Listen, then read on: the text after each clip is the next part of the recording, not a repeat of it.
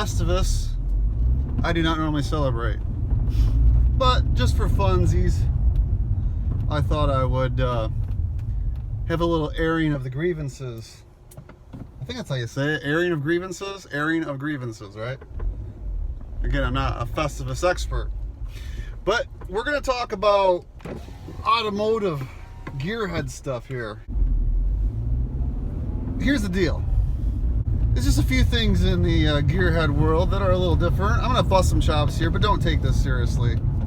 I got enough self-awareness to know that I got issues as well. You know, I am what I am. So, I got a list here of some grievances. I'll put my seatbelt on. We're going to start out in the drag racing world. This is probably my biggest one, so I'm just going to start out with it. It's staging assistance. Guys, girls for that matter, actually it's probably just guys. A lot of girls, women drag race, but I see guys doing this. So you get some dude, he's going to run his car at the drag strip. He goes up to the staging lanes. Maybe he does a burnout, and he has someone guide him up to the staging lights.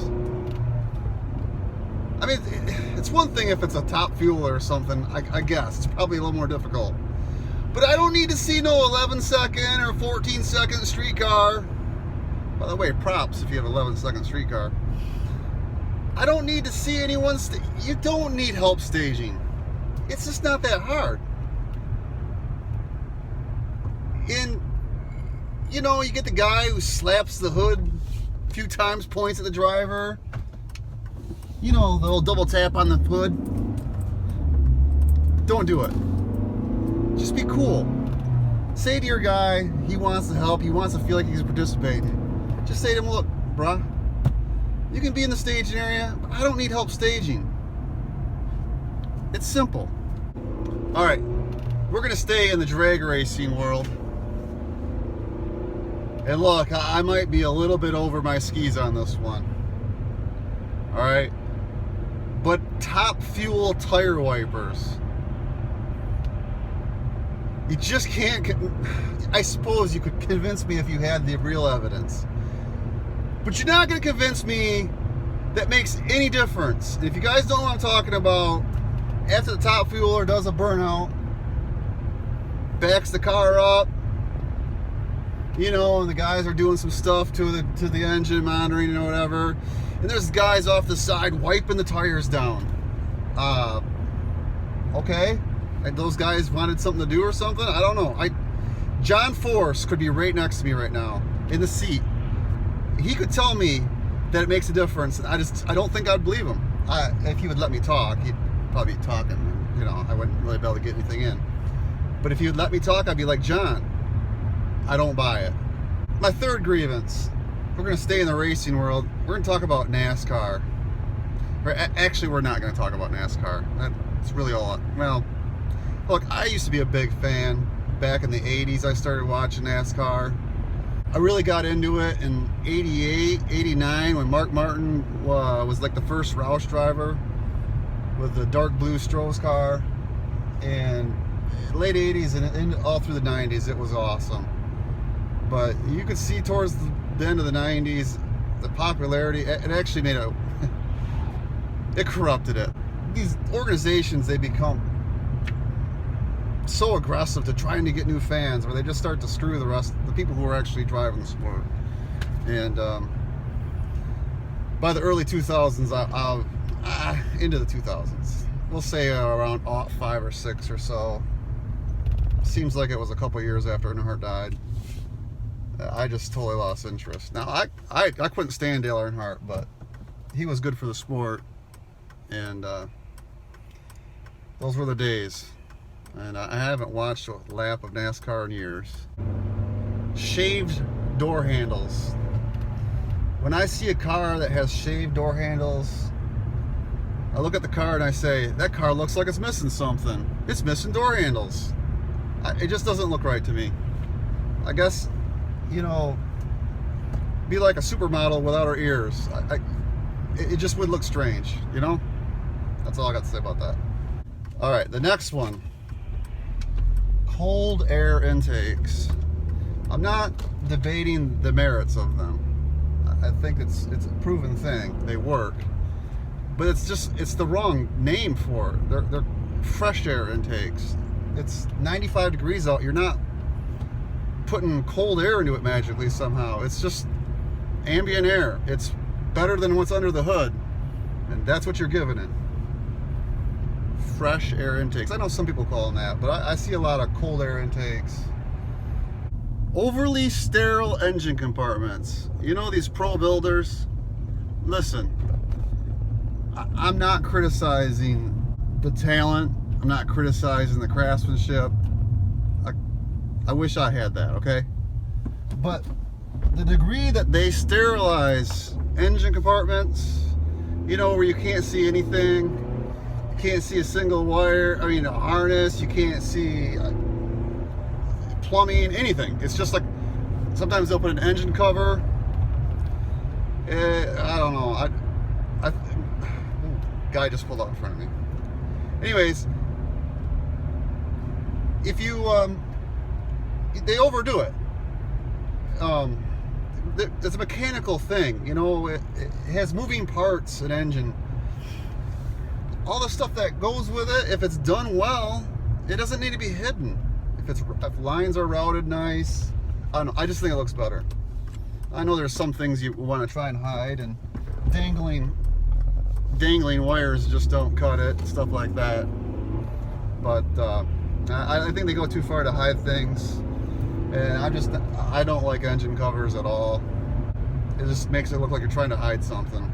If it's an ugly engine, then just roll with it, man. Do the best. Don't cover it up. Maybe if it's an ugly engine, you should put something else in it, you know? I don't know. This is gonna really probably tick some people off, because I see a lot of this happening.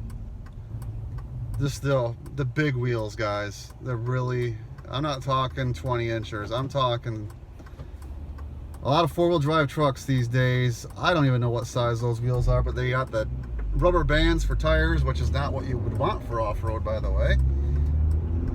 They have the super deep dish, offset, and they stick out. And then on cars, it's just overdone.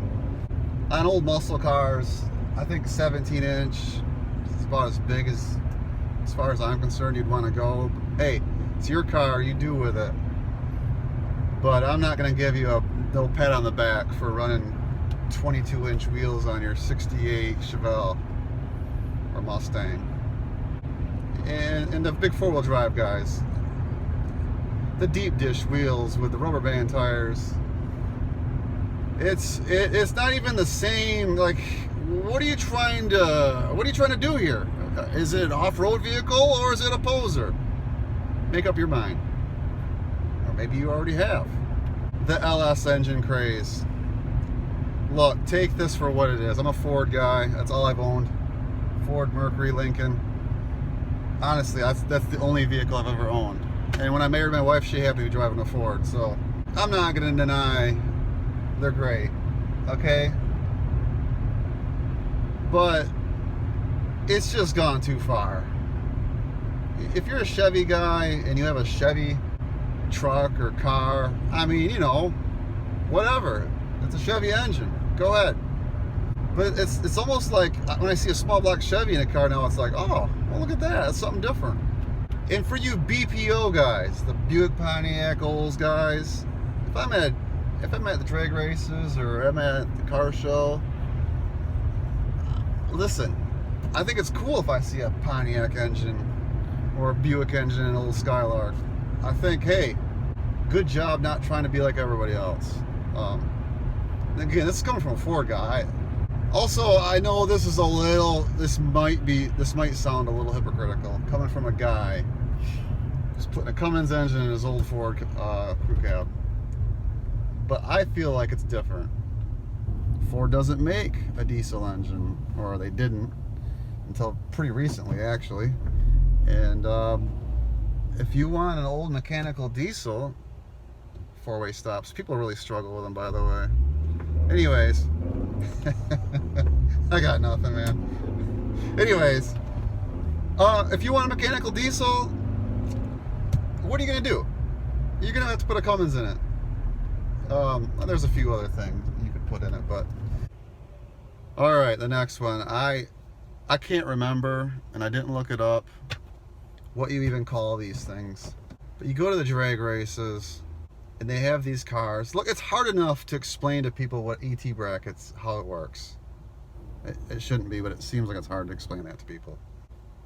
But you go to a big event, and they have these cars. Are they called Super Pro? I don't even know. They run 990. They run 890. I think there's even a class that runs 1090s. You know, they try to run right on that dial-in. Well, that's probably not even a dial-in. That's what you have to run. And of course, they have these throttle stops on them. They take off like a bat out of hell. And then after 60 feet, they just die. And then you see fans in the stands that maybe, you know, if it's a big show, they might be there to see Top Fuel, or maybe they're at a big event for the first time, and they see that and they're like, what the heck is that? What's wrong with it? And then all of a sudden it takes off again. It's just, I'm sure for the guys that are running that class, it gets competitive, and I'm sure they have a good time with it, but it just looks bad. If you're trying to grow the sport, and you have these things at a big show, you know, I've been to the U.S. Nationals a few times, and I don't know, man. It looks bad as far as I'm concerned. It's not anything that's going to grow the sport from a spectator point of view. I don't believe, anyways.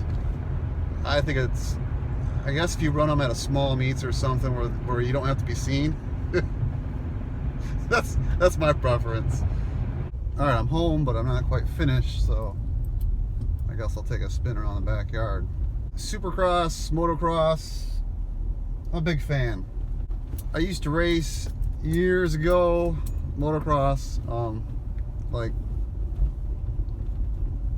28 years ago was the last time, probably. I want to say probably 92, that would be it. And anyways, big fan, have been for a long time. I remember watching the pros all the way back into the 80s. All that to say is they made a new rule, AMA, American Motorcycle Association, that you can't have GoPros on your helmet anymore. This is dumb, but whatever. And lastly, look, I'm just having a little fun with Festivus here. Don't take anything I just said too seriously, because some of you guys like shaved door handles. Some of you guys like running 990 every pass. Some of you guys like big tires and big wheels. Some of you guys really like LS engines. You know, you get the idea here. Don't forget the real reason for the season, and that's our Lord and Savior, Jesus Christ, was born. And this is the time of year we celebrate it. So don't forget that. Thanks for listening. Thanks for watching. And I haven't said this yet, but don't forget to like and subscribe on my videos. There's gonna be more. I got an app to edit stuff now. Maybe my videos won't be so lame. And thanks for watching.